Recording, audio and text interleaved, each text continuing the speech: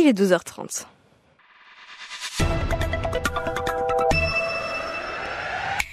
Le journal de la mi-journée, c'est présenté par Frédéric Dott.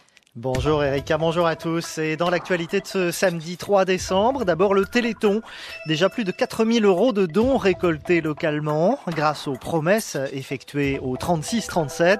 Un bon début pour les bénévoles puisque c'est sensiblement plus qu'il y a 2 ans à la même heure. Nous allons entendre Danielle Goicoechea, une des bénévoles. Santé encore avec la marche pour la sensibilisation aux maladies rares. Elle se déroulera demain après-midi à Saint-Pierre à partir de 14h30.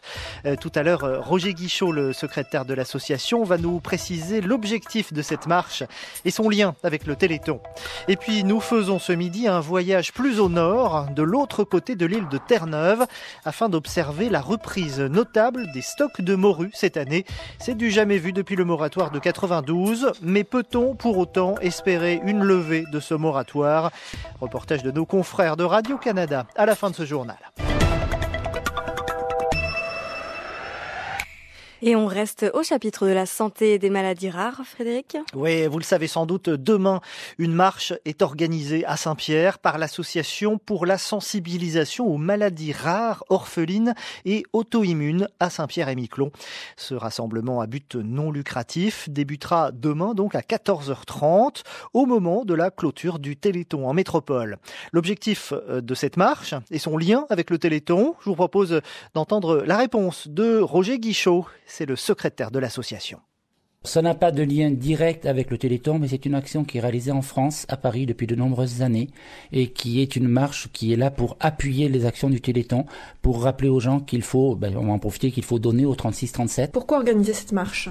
Alors, la première idée de cette marche, c'est d'abord de sensibiliser les gens à l'existence des maladies rares, au fait qu'il y a des gens qui souffrent de ces maladies-là, et souvent, on n'en tient pas compte, on ne les connaît pas. La deuxième idée, qui est celle de notre présidente, c'est d'organiser un tour de ville, pour rappeler aux quinquagénaires que nous sommes, aux quadragénaires, l'habitude qu'avaient les jeunes dans ce temps-là d'aller faire des tours de ville ensemble, de discuter ensemble. On veut essayer de recréer cette ambiance, cet esprit familial Saint-Pierre, où les gens se rencontraient sur un tour de ville et discutaient. Discuter, donc de tout et de rien, et aussi de la maladie. Pas forcément des maladies, mais aussi des maladies. En parler avec vos enfants, profiter pour leur dire voilà, ça peut malheureusement vous arriver parce qu'il y a un risque de transmission. Le départ se fait place du Général de Gaulle.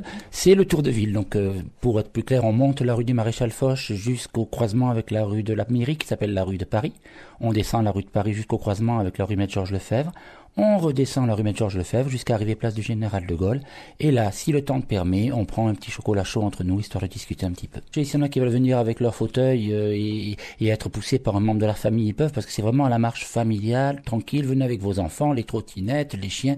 Et ceux qui ne peuvent pas du tout marcher, effectivement, venez avec une chaise, asseyez-vous place du Général de Gaulle, commencez à prendre le chocolat chaud en attendant qu'on arrive. Demain, 14h30 donc pour le rendez-vous. Roger Guichaud était interviewé par Linda Sassi. Roger qui nous précise que le risque de transmission génétique des maladies rares est de 50%.